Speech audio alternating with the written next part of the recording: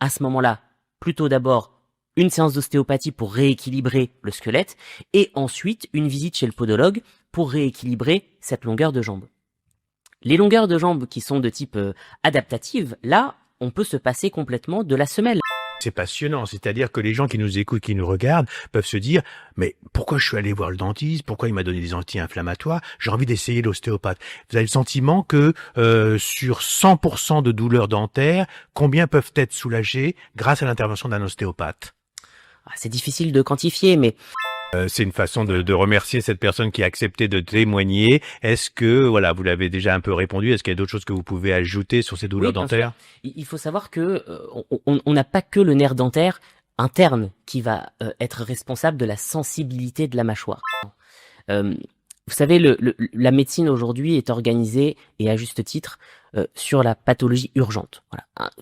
Un patient qui est suivi en cancérologie, le but du cancérologue, ça va être de ne pas avoir de récidive, d'avancer et que le patient soit sauvé. Voilà, là, on est sur des risques vitaux.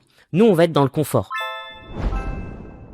Il faut vraiment avoir un travail sérieux, suivre le patient. Si en 2 ou 3 séances, ça ne fonctionne pas, on arrête, on reprend le schéma classique de la prise en charge et on se fait opérer. C'est super, c'est passionnant, on découvre des choses et se réconcilie avec une discipline que l'on connaît pas bien. Une dernière question peut-être, on a parlé des personnes âgées, on a parlé des bébés.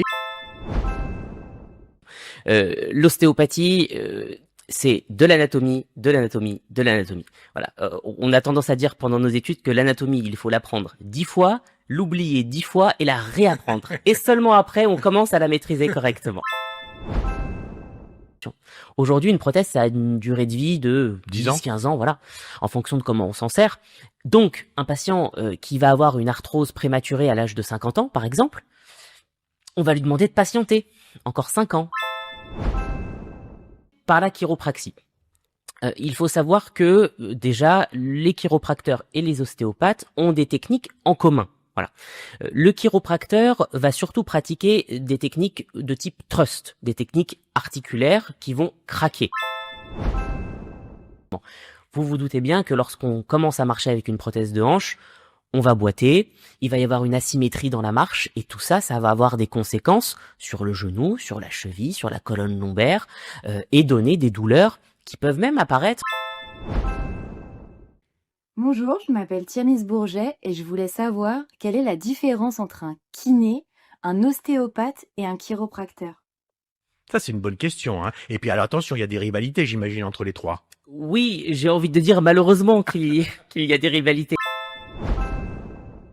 Il y a un point aussi que je tiens à relever, c'est que l'ostéopathie est aussi présente dans les services de cancérologie en tant que soin de support. Ça veut dire quoi? Ça veut dire que l'ostéopathie, ça va au-delà de la douleur. C'est quelque chose d'important pour les personnes qui sont en situation de traitement de cancer. C'est très important.